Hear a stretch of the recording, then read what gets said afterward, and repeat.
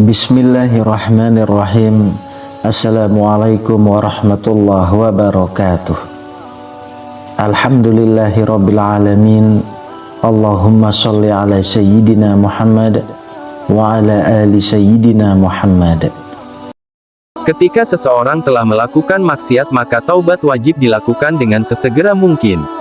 Apapun jenis maksiat yang diperbuat, baik dosa kecil ataupun dosa besar. Sebagaimana Allah memerintahkan agar manusia senantiasa untuk bertaubat. Wahai orang-orang yang beriman, bertaubatlah kepada Allah dengan taubat yang semurni-murninya. Mudah-mudahan Tuhanmu akan menghapus kesalahan-kesalahanmu. Quran Surat At-Tahrim. Tujuan taubat tak lain adalah sebagai syarat utama agar dosa-dosa diampuni oleh Allah. Selain itu, sebagai bukti bahwa kita tidak menganggap remeh dosa dari maksiat yang telah dilakukan. Di antara bentuk maksiat yang wajib untuk segera ditaubati adalah meninggalkan sholat wajib 5 waktu. Meninggalkan sholat bukan perkara sepele, sebab termasuk dalam kategori dosa besar yang menyebabkan seseorang mendapatkan predikat fasik. Oleh sebab itu, bagi orang-orang yang dengan meninggalkan sholat maka hendaknya sesegera mungkin untuk bertaubat atas dosa yang telah dilakukan. Berikut adalah cara bertaubat dari dosa meninggalkan sholat. Cara bertaubat bagi orang yang meninggalkan sholat adalah dengan cara memenuhi beberapa syarat taubat secara umum, yaitu segera mengqadha sholat yang pernah ia tinggalkan.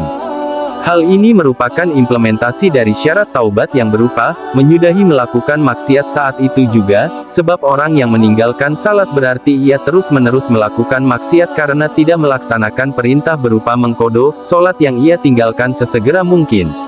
Syarat selanjutnya adalah dengan wujud penyesalan atas dosa yang pernah ia lakukan, dalam hal ini adalah meninggalkan salat secara sengaja. Penyesalan ini diwujudkan dengan memperbanyak membaca istighfar dengan mengharap semoga dosanya diampuni oleh Allah. Syarat terakhir yaitu ia bertekad tidak akan mengulang kembali dosa yang pernah ia lakukan, dalam hal ini adalah meninggalkan sholat secara sengaja. Dengan demikian, ia tidak terjerumus kembali dalam keteledorannya berupa tidak melaksanakan perintah Allah. Dengan melaksanakan ketiga syarat ini dan menjalankannya secara teguh, berarti ia telah melaksanakan taubat atas sholat yang pernah ia tinggalkan.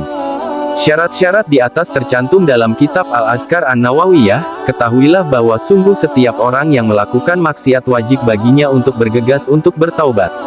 Bertaubat pada hal yang berkaitan dengan hak Allah disyaratkan 3 hal. Pertama, menyudahi melakukan maksiat saat itu juga.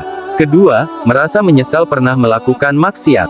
Ketiga, bertekad untuk tidak mengulang kembali maksiat yang pernah dilakukannya. Sedangkan bertaubat atas dosa yang berkaitan dengan hak orang lain disyaratkan 3 hal di atas dan 1 hal lain yang menjadi syarat keempat yaitu mengembalikan kezaliman yang pernah dilakukannya pada orang lain kepada pemiliknya atau meminta maaf atas kezaliman yang pernah dilakukannya dan meminta kebebasan tanggungan dari mengembalikan kezaliman yang pernah dilakukan olehnya. Lihat Imam An-Nawawi, Al-Azkar An-Nawawiyah, halaman 438.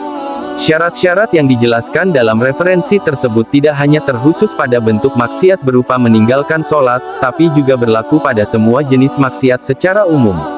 Dengan penambahan 1 syarat lain, ketika maksiat yang dilakukan berkaitan dengan hakul adami, seperti mencuri, merampas, membunuh, dan bentuk maksiat lain yang berkaitan dengan orang lain. Semoga segala upaya taubat yang kita lakukan dapat diterima oleh Allah dan dosa-dosa kita diampuni olehnya.